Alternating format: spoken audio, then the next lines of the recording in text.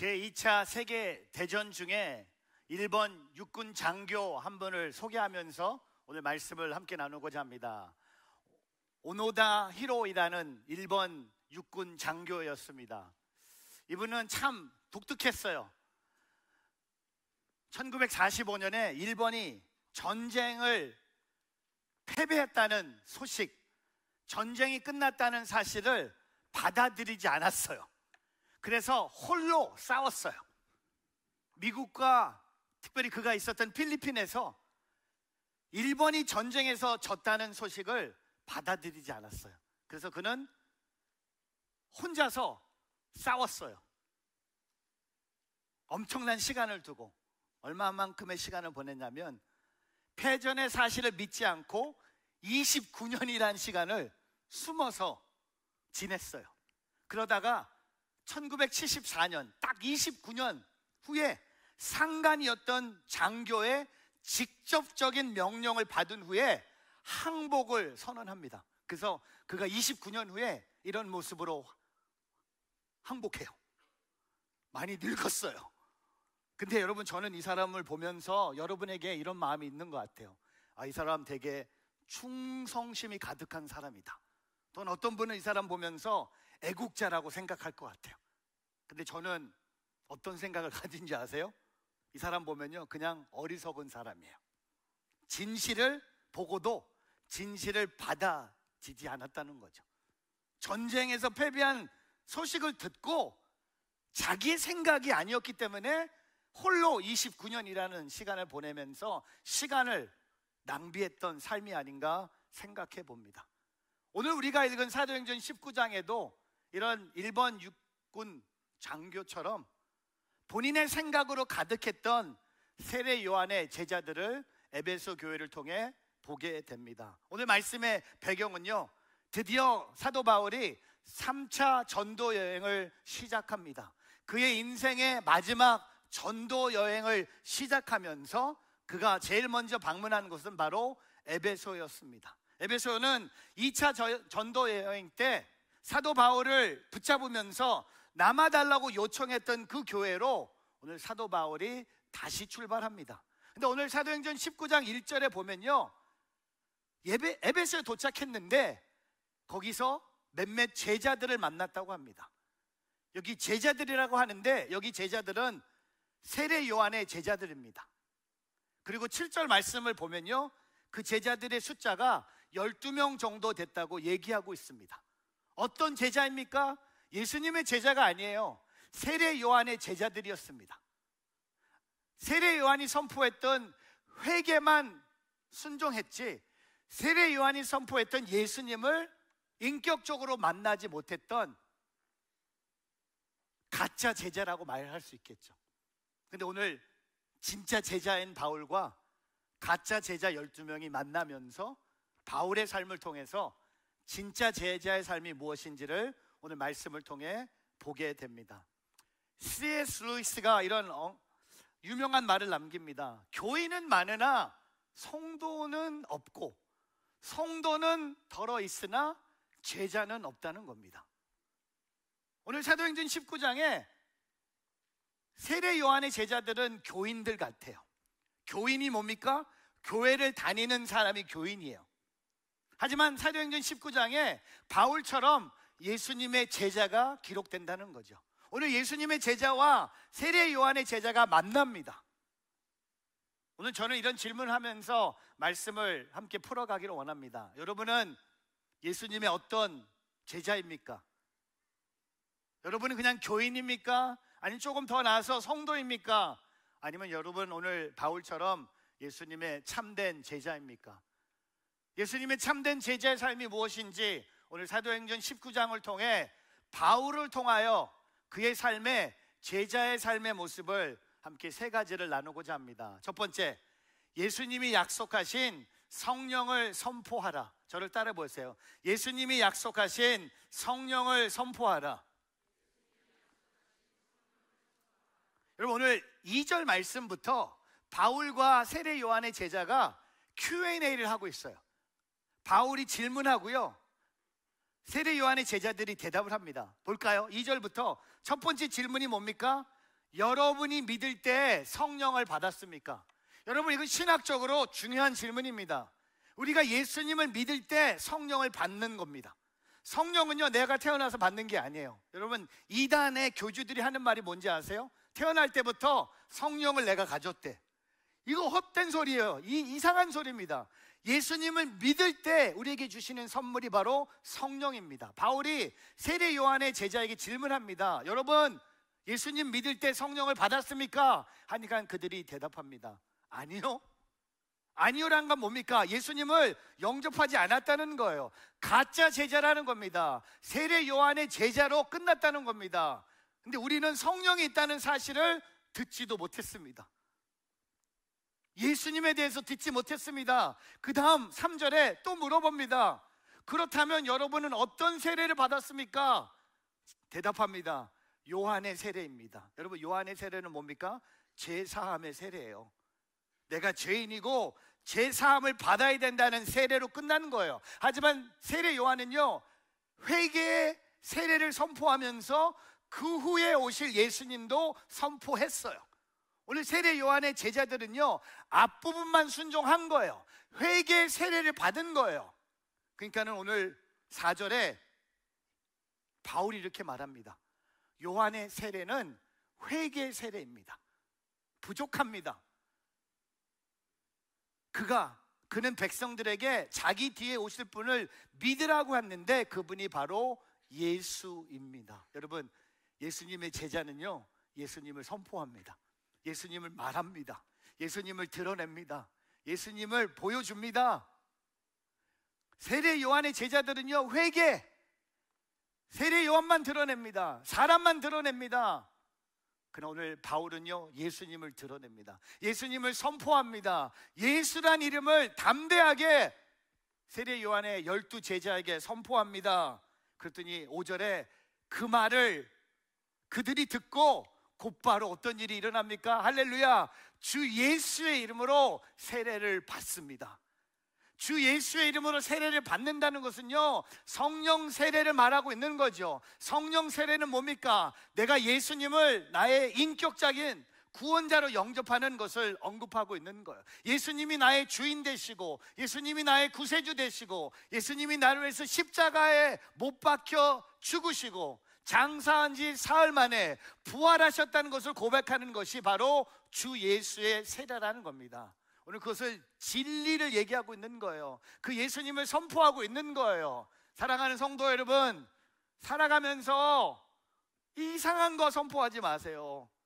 여러분이 갖고 있는 여러분의 인간적인 정체성 선포하지 마세요. 내가 코리안이고, 내가 어느 동네에 살고 있고, 우리 자녀의 GPA가 뭐고, 우리 가정에는 차가 몇 대고, 그런 거 선포하지 마세요. 쓸데없는 거 선포하지 마세요. 예수님을 선포하세요. 한번 예수님을 드러내게 해보세요. 예수의 이름을 선포해 보세요. 기적이 일어납니다. 놀라운 일이 일어납니다. 제가 이번 주에 박대원 목사님한테 카톡을 받았어요. 일주일에 한 번씩 카톡이 와요. 사랑하는 여인한테 오는 카톡. 근데 저는 박 목사님은 카톡이 길어. 저는 대답은 되게 짧아요. 오늘 카톡이 뭐냐면, 지난주에 텍사스에 방학이 있어서 롱 위켄드라 해서 성도님들이 많이 빠졌는데 93명이 왔다는 거예요. 근데 저한테 이제 기도 제목을 주신 거예요. 뭐냐면, 목사님, 처음으로 100명이 넘을 수 있도록 기도해 달라는 거였어요. 제가 뭐라고 대답했을까요? 전 길게 안 써요. 내일 100명 하고 보냈어요. 그랬더니 목사님이 좀 두렵고 떨리는지 아멘, 아멘. 그래서 오늘 100명 와야 돼. 지금 와야 돼. 동원해야 돼. 100명 와야 돼. 왜요? 예수의 이름으로 선포했어요. 100명 옵니다. 다음 주에 100명 오면 얘기할 거고, 100명이 안 왔으면 얘기 안 할 거야. 하여튼 그런 거예요. 그냥 선포하면 하나님이 채우세요. 선포하면 기적이 일어나요. 제가 또 하나 카톡이 뭐냐면, 제가 이번에 한국에 가서 이찬수 목사님이랑 같이 밥을 먹었어요. 이찬수 목사님이랑 친하게 지내는 이유가 어떻게 한 번 목사님 더 모실 수 있을까? 한 번만 더 모시고 싶었어요. 근데 들리는 소식은 어머님 소천하시면서 목사님이 이제 미주에 있는 이민교회 집회에 안 가신다고, 심지어는 올해 있는 모든 미주에 있는 교회 집회를 다 취소하셨대. 근데 저는 조금 마음이 무거웠어요. 목사님은 제가 좋아하지 않는 국수를 먹으면서 맛있는 척을 하면서 제가 목사님한테 약간 이렇게 여쭤봤어요. 목사님 미주에 이제 안 오시죠? 그랬더니 최 목사 잘 안 갈 거야. 그래도 제가 담대하게 선포했어요. 목사님 혹시 기회가 되면 저희 교회 한 번 더 오셨으면 좋겠습니다 하고 그냥 이렇게 던졌어요. 그리고 잊어버렸어요. 그리고 지난주에 제가 휴가를 보내고 있는데 갑자기 카톡이 왔어요. 뭐라고 왔냐면 목사님이 집회 오겠대.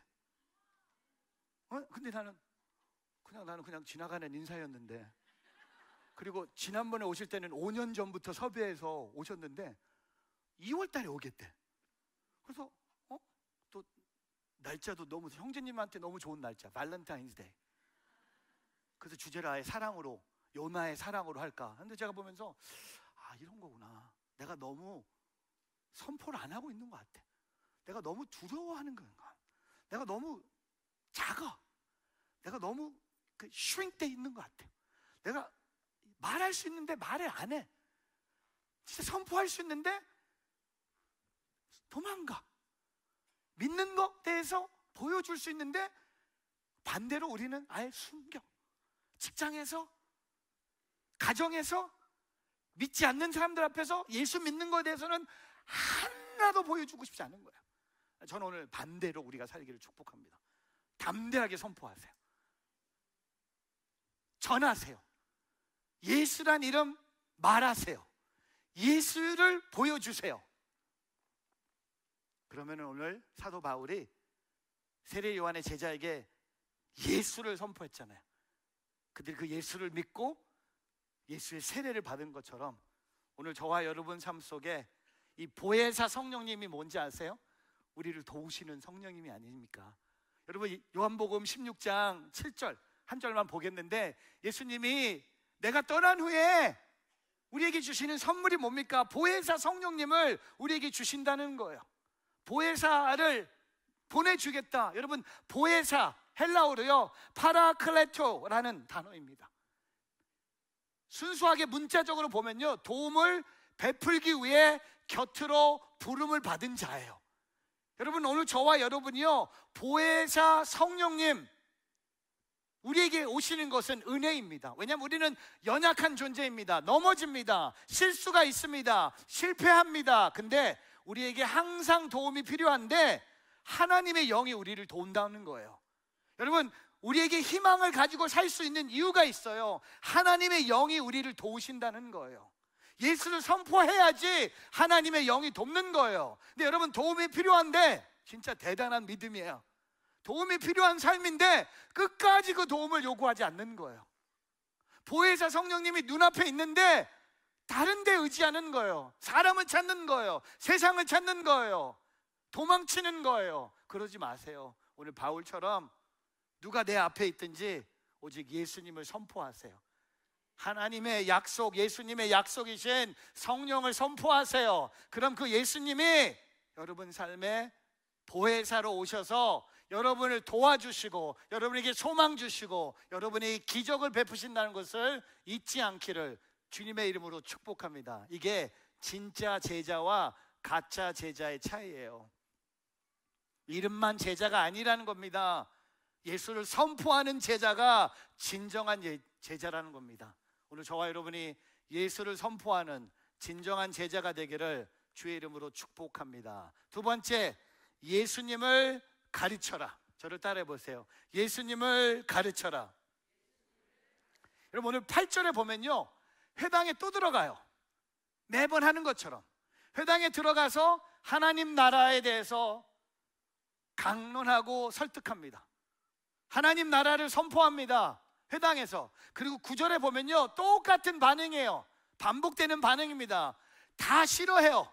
바울이 하는 말을 너무 힘들게 열어서 그를 핍박합니다. 근데 오늘 사도행전 19장 9절 후반에 새로운 문구가 있어요. 바울이 회당에서 핍박을 받는데 바울이 그들을 떠나 제자들을 따로 데려다 두란노 서원에서 날마다 가르쳤습니다. 여기 두란노가 나와요. 여러분, 생명의 삶을 매달 만드는 두란노 서원이 서울에 있잖아요. 바로 여기 이 네임이 여기서 받은 거예요. 두란노. 왜 두란노인지 아세요? 누가 기도해서 받은 게 아니라 그 장소의 주인의 이름이 두란노였어요. 두란노란 이름이 폭군이에요. 근데 오늘 사도 바울이 두란노 서원에서 날마다 가르쳤다고 합니다. 뭘 가르쳤을까요? 예수를 가르쳤겠죠. 근데 여러분, 가르친다는 뜻은요, 우리가 선생님이 학생을 가르치는 것만 얘기하는 게 아니잖아요. 가르침에는요, 삶의 본을 보여주고 삶으로 예수를 드러나게 하고, 여러분, 어제 갈라디아서 1장 큐티 말씀에 보면요, 사도 바울이요, 내가 사람을 따라서 예수를 만난 게 아니라, 내가 사람에게 배워서 예수를 만난 게 아니라, 내가 사람을 본받아서 예수를 만난 게 아니라 하나님의 아들이 나를 찾아오셔서, reveal이라는 단어를 써요. 드러내심으로 하나님의 아들이 내 삶에 찾아오셔서 내가 하나님의 자녀가 됐다고 사도 바울이 고백하는 것처럼, 여러분, 예수를 가르친다는 것은요, 말씀만 가르치는 것을 얘기하는 게 아니죠. 삶을 2년 동안 같이 숙박하면서 말씀도 가르치고 예배도 드리고 같이 기도도 하고 같이 토론하고 같이 고민 상담하면서 사도 바울은 그 안에 있는 예수님을 12 제자에게 쏟아 부었다는 겁니다. 여러분, 근데 너무 놀라운 것은요, 바울은 핍박에 굴하지 않고 예수를 가르쳤다는 거예요. 근데 우리는 어떻게 합니까? 우리는 조금만 핍박이 오면 예수가 그림같이 사라져요. 너무 빨리 사라져요. 조금만 흔들리면 예수가 금방 사라져요. 오늘 바울처럼 살기를 바랍니다. 핍박이 올지라도 핍박에 굴하지 않고 예수님을 가르치세요. 길이 막힐지라도, 문이 닫힐지라도, 아무도 없을지라도, 혼자 남아있을지라도 여러분의 삶의 제자의 모습이 뭡니까? 예수님을 가르치는 거예요. 전 저와 여러분이 예수님을 가르칠 수 있는 첫 번째, 하나님의 자녀가 되길 바라요.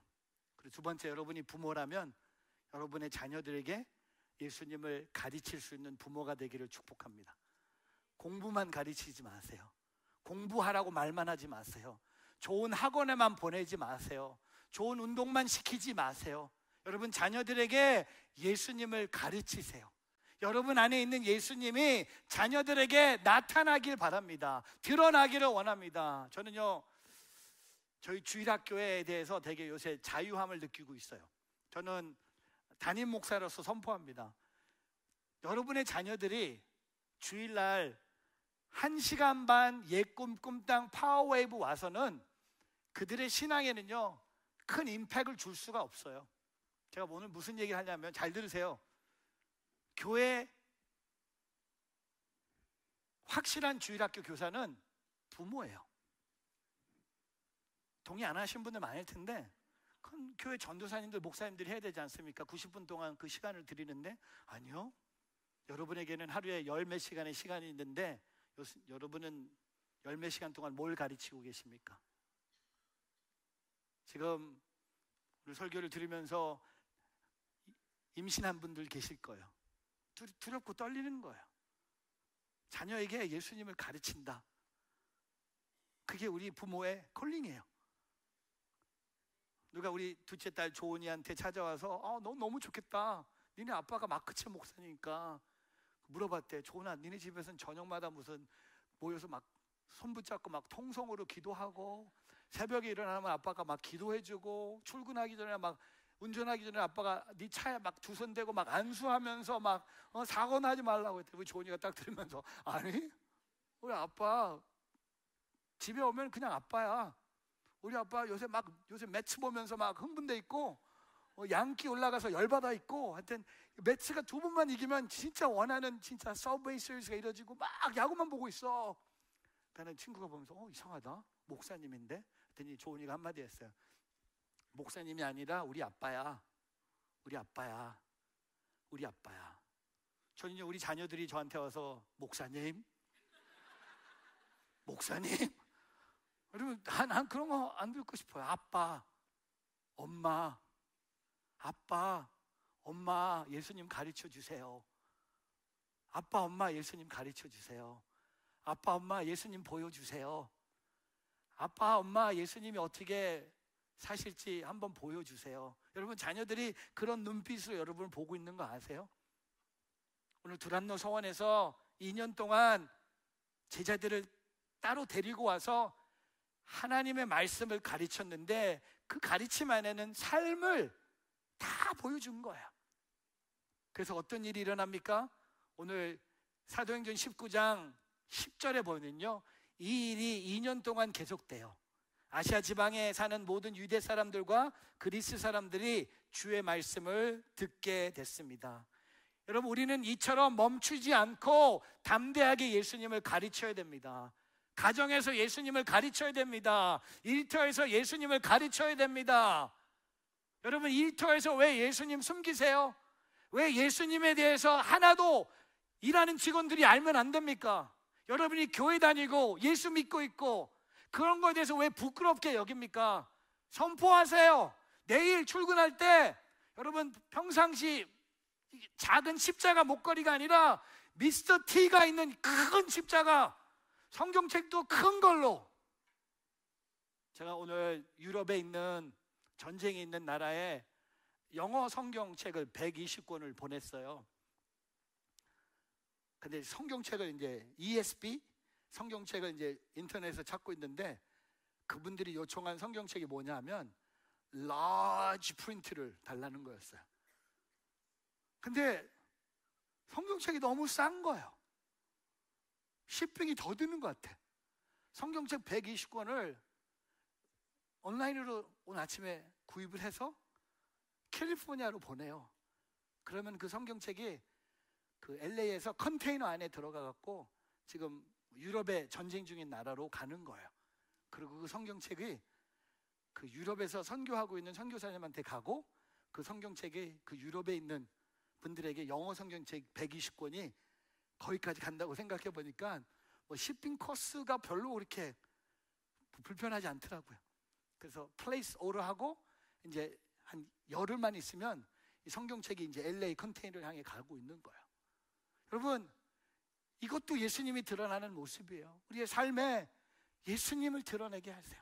가르치세요. 보여주세요. 세상은 예수님을 보고 싶어 해요. 예수님을 가르쳐 주길 원해요. 예수님에 대한 소식을 듣고 싶어 해요.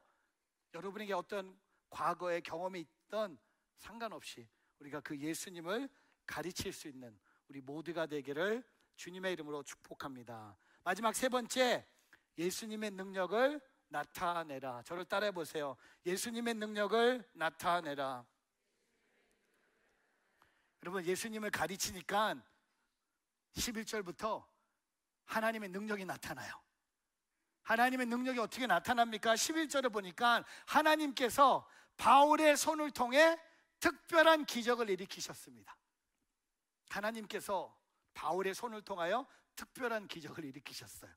12절에 보면 바울의 몸에 닿은 손수건이나 앞치마를 가져다, 여러분, 손수건과 앞치마, 이거 되게 평범한 거예요. 그것을 가져다가 환자들에게 대기만 하면, 환자들에게 살짝 대기만 하면 어떤 일이 일어납니까? 그들의 병이 낫고 악한 영들이 떠나갔다는 겁니다. 병이 나요.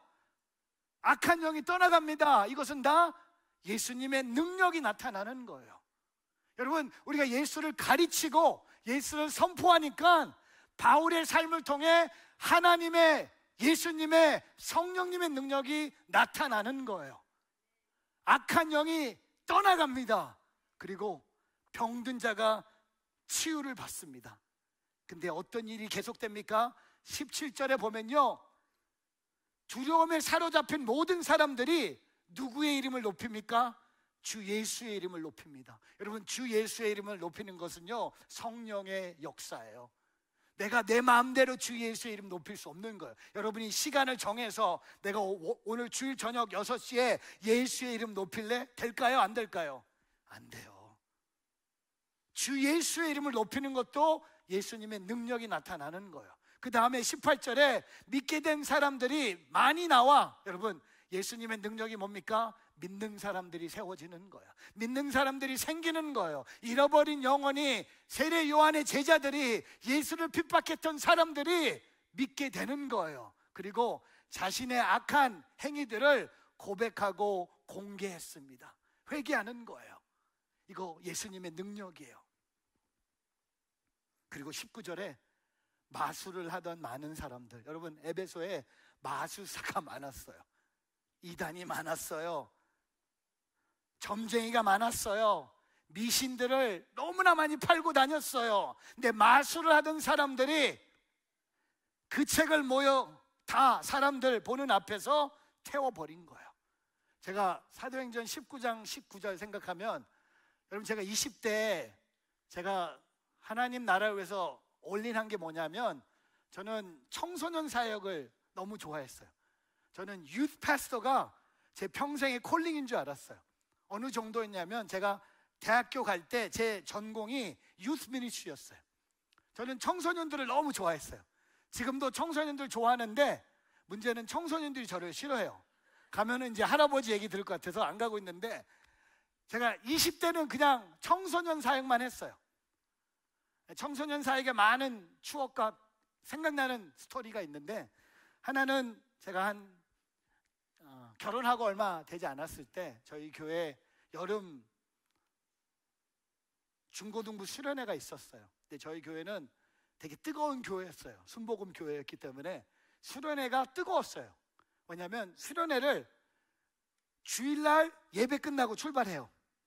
그리고 보통 우리 교회 같으면 한 2박 3일 하고 돌아올 텐데, 그 당시에 저희 교회는요, 주일날 출발해서 금요일날 저녁 예배 끝날 때 도착해요. 그러니까는 Sunday, Monday, Tuesday, Wednesday, Thursday, Friday 6day 동안 리트리트를 하는 거예요. 그리고 저희 교회가 갖고 있었던 포코노에 있는 헤브론 수양관에서 수련을 합니다. 제가 아직도 기억이 나요. 목요일 마지막 저녁 예배를 인도하는데 이 말씀을 묵상하면서 제가 청년들에게 도전했어요. 청소년들에게. 이번 수련회 오면서 여러분 가방 안에 하나님이 기뻐하지 않는 것들 하나씩 다 가져오라고.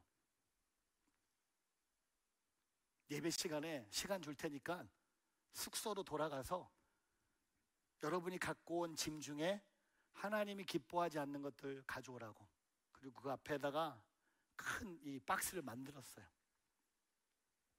진짜 성령의 역사예요. 아이들이 한 명씩 움직이기 시작합니다. 자기 숙소로 가서 뭘 가지고 와요. 그리고 저만 봤죠. 앞에서 담배가 떨어지고 술을 던지고 본인이 갖고 온 게임기, 워크맨, 그다음에 야한 잡지 다 제가 보면서 어마어마하게 쌓인 거예요. 한 300명이 넘는 중고등부 학생들 수련회였거든요. 그때 하나님 저한테 아이디어를 주셨어요. 태워버려라. 태워라. 그래서 여러분, 우리 고등부 수련회 마지막 날 우리가 하는 게 뭡니까? 캠프파이어잖아요. 그래서 캠프파이어장에 다 들고 갔어요. 또 저는 또 이렇게 쇼맨십이 좀 많잖아요. 그래서 그 기저귀를 이렇게 모아서 동그랗게 볼을 만들었어요. 그래갖고 이렇게 줄을 만들어 갖고 여기 기저귀에다 불 붙이면 기저귀가 쫙 내려오면서 여기 있는 걸 다 태우는. 왜냐하면 이 태우는 걸 그냥 너무 살살 태우면은 임팩트가 없기 때문에 팍 이렇게 보여주고 싶었어요. 근데 문제는 제 친한 친구가 그때 고등부 선생이었거든요. 얘는 나보다 오버가 더 많은 애요. 불을 확 하려면 뭐가 필요합니까? 가스가 필요한데 얘가 좀 많이 뿌린 것 같아. 전 몰랐어요. 쫙 내려오는데 저는 이제 기다리는데 팍 하는데 불이 팍 올라오면서 맨 앞에 이렇게 동그랗게 서 있던 아이들 앞에까지 팍 오는 거야. 그리고 한 명이 응급실로 실려갔어요. 어떡하나. 근데 중요한 게 뭐냐면 응급실에 가는 응급실에 간 거고, 중요한 건 애들이 갖고 온 게 다 태우고 있는 거야. 그 애들이 눈물 흘리면서 이런 찬양합니다. It only takes a spark. 막 우는 거예요. 내가 보면서, 그러니까 제가 그때부터 다음 수련회 갈 때마다 아이들 가방을 처음부터 체크업하고 수련회를 보냈어요. 가서 태우는 것도 너무 피곤해. 수련회 시작이 뭔지 아세요? 공항에서 가방 체크업하는 것처럼 다 뒤집어 봐요. 별걸 다 가지고 와요. 밤에 나가서 페인트볼 하고 싶은지 건도 가지고 와요. 여러분 아세요? 그 아이들이 태웠던 아이들 중에 목사가 된 아이도 있고요, 선교사가 돼서 지금 태국에서 섬기는 아이도 있고, 한 청소년은 지금 우리 교회 성인 공동체 성도로 살고 있는 사람도 있어요. 여러분, 이게 예수님의 능력이 아닙니까? 내 힘으로 못 태워요. 내 힘으로, 마술사가 그 책 없으면 먹고 살 수 없는 거예요. 생명줄이에요. 마술사에게 책들이 생명인 것처럼 다 태워버린 거예요. 이게 다 예수님의 능력이에요. 근데 우리는 어떻게 삽니까? 우리는 예수님의 능력보다 내 능력이 나타나기를 원해요. 우리는요, 살면서 삶의 사람들의 인정받고 싶고 세상이 주는 찡을 받고 싶은 거예요. 제가 한 68세 된 할머니 한 분을 소개합니다. 전라도의 할머니. 이분 보면서 우리 할머니 생각이 많이 났어요. 68세에 손주들과 동물원 가고 싶은 마음에 68세에 나 운전면허 한번 따보겠다고 도전을 하세요. 근데 쉽지 않았어요. 이분한테 얼마나 쉽지 않았냐면 필기 시험만 959번 떨어졌어요. 960번 만에 필기 시험을 패스한 거예요. 비용만 500만 원. 13년 걸렸어. 80이 가까이 돼서 면허를 딴 거예요. 얼마나 기뻐 보입니까? 근데 필기 시험만 딴 거잖아요. 근데 하나님의 은혜로 면허를 1년 만에 따요. 근데 이분의 스토리가 뉴욕 포스트에도 이렇게 영어로 이렇게 짱 하고 나오는 거야. South Korean woman obtains driving license finally after 960 attempt. 근데 이걸 보고 현대 자동차에서 이분에게 자동차를 선물로 줘요. 그러니까 여러분, 자동차 받고 싶으면 필기시험 한 1000번 정도 떨어지면 돼. 근데 그 돈으로 자동차 사면 되는데, 너무 놀란 것은요, 여기서 스토리가 끝나지 않아요. 자동차를 받았어요. 근데 몇 년 사이에 사고를 4번을 내요.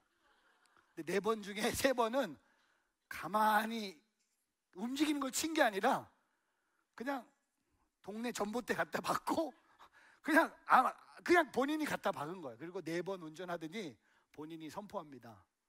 차 폐차시키고 나 이제 운전 안 해 라고 내려놓습니다. 제가 이 스토리를 들으면서 웃었어요. 근데 우리의 삶의 모습이에요. 우리는 늘 무슨 증 받기 위해서 졸업, 면허, 네일 라이선스, 덴트 라이선스, 계속 이런 것만 따라가는데, 여러분, 그거는 다 내 쇼업하는 거예요. 내 능력을 보는 거예요. 근데 우리는 그게 아니잖아요.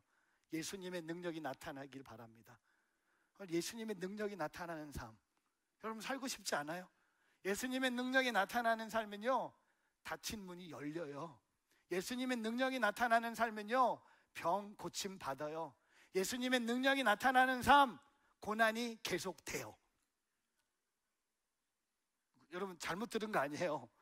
예수님의 능력이 나타나는 것, 고난이 멈추지 않을 수도 있어요. 근데 예수님의 능력 때문에 기뻐요.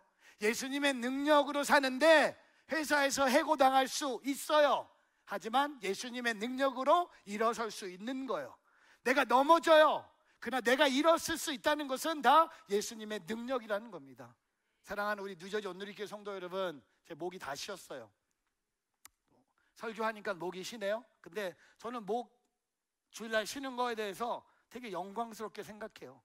제가 뭐 다른 얘기하는 것도 아니고 예수님 3번 선포하다가 오늘은 목이 좀 일찍 쉬었어요. 2부 예배 때부터 뭐 목캔디도 먹고 물도 마시고 했는데 계속 목이 허스키해요. 근데 목소리 괜찮지 않아요? 근데 목소리가 괜찮은 게 아니라 제 입술로 예수님을 선포하길 바라요. 오늘 1부 예배 끝나고 5주차 되는 성도님 한 분을 만났어요. 제가 여쭤봐요. 어떻게 교회 오셨어요? 어떻게 온누리교회 오시게 됐습니까? 했더니 이분이 코로나 기간에 한 10년 동안 온라인 예배를 드리다가 하루는 뉴저지에 있는 미용실에 가서 머리를 자르고 있는데, 머리 자르면서 우리 자매님들 별얘기 다 하잖아요. 대화 중에 하나가 머리를 자르는 미용사가 그랬대요. 저기 뉴저지 온누리교회 새벽기도 가보시라고. 거기 가면 부목사님, 제가 듣고 좀 힘들었는데 부목사님의 설교가 너무 좋다는 거예요. 사람이 이분 토요일날 안 오시나? 하여튼 그 부목사님의 설교가 너무 좋아서 본인이 그 다음날 새벽기도에 오신 거예요. 그리고 새벽기도 오다가 주일 예배도 오고, 그리고 부목사님의 새벽기도 설교만 좋은 게 아니라 토요일 담임 목사님 설교는 더 좋았다고 얘기하면서 오늘 5주차 등록을 하셨어요. 약간 아부성이 있는데 괜찮아요. 처음에 들은 대로 가요. 괜찮아요. 상처받지 않아요. 근데 여러분, 저는요 궁금한 게 뭐냐면 그 미용사예요. 머리를 자르면서 예수를 선포했어요. 그 한 영혼이 교회에 올 수 있게 했다는 거죠. 여러분, 내일 출근하셔서 여러분이 윌리 스테이트 에이전트든, 여러분이 네일샵의 오너든, 여러분이 병원의 의사든, 여러분이 세탁소를 운영하든, 여러분이 뮤지션이든, 여러분이 백수든, 여러분의 삶에 예수님을 선포함으로 예수님의 능력이 나타나기를 주님의 이름으로 축복합니다. 여러분, 오늘 이 말씀, 제가 전한 이 3가지 포인트를 다시 한번 말씀드립니다. 예수님이 약속하신 성령을 선포하는 것이 참된 제자의 모습입니다. 또한 예수님을 가르치는 것이 참된 제자의 모습입니다. 또한 예수님의 능력이 나타나는 것이 참된 제자의 모습입니다. 제가 계속 한 달 내내 제 머리에 계속 돌고 있는 영혼 찬양이 있어요. 오늘 제가 신복사님한테 부탁해서 오늘 불렀어요. I Speak Jesus라는 찬양입니다. 여러분, 작년에 미국에서 유튜브로 제일 많은 찬양의 클릭수를 받은 찬양이 바로 이 찬양입니다. 제가 오늘 아침에도 들어가 봤는데 뷰 숫자가요 124 million이에요. I Speak Jesus라는 Charity Gale, 한번 우리 교회 제가 한번 선포해 보려고 초대해 볼까. 뭐 이찬선 목사님도 오시는데 못 올 거 없잖아요. 이분은 휴스턴에서 그냥 모시고 오면 될 것 같은데, 제 이 찬양을 들으면서 제 가사를 읽어 드릴게요. 제가 이번 주에도 휴가 중에 이 찬양을 들으면서 제가 계속 선포한 한 구절이 있어요. 예수 이름 말하기 원하네, 모든 마음과 생각 위에 주 임재 앞에 평화가 있기에 예수 선포해. 예수 이름 말하기 원하네, 모든 중독 끊길 때까지 주께 소망과 자유 있기에 예수 선포해. 능력의 이름, 치유의 이름, 생명의 주, 흑암 깨트려 빛 비추시네, 불 붙듯이. 예수 이름 말하기 원하네, 모든 두려움과 불안 위에 어둠에 잡힌 모든 영혼에게 예수 선포해. 그리고 제가 오늘 마지막으로 읽을 이 마지막 이 브리지에서 제가 한 주 동안 선포했어요. 산에서, 거리에서 예수를 외쳐. 어둠 향해 외쳐. 원수는 무너지리. 가정 위에 외쳐. 거룩한 그 이름 예수. 제가 이번 주에 이 찬양 부르면서요 마지막으로 읽어드렸던 5개 이 문장에 한 문장을 계속 마음으로 반복했어요. 그리고 어저께 토요일 날 새벽기도 중보기도 하면서 계속 외쳤어요. 그게 뭔지 아세요? 가정 위에 외쳐. Jesus for my family. Jesus for my family. 여러분의 가정, 또한 우리 또한 하나님의 영적인 가족이 아닙니까? 저는 오늘 이곳에서 이 찬양으로 우리 모두가 함께 선포하기를 바랍니다. 예수의 이름을 선포하면서 살아가는 여러분의 한 주가 되기를 바랍니다. 그렇게 선포하며 나가길 바랍니다. 함께 다 자리에서 일어나셔서 봉헌 찬양하면서 그 예수의 이름을 선포하며 나갑니다.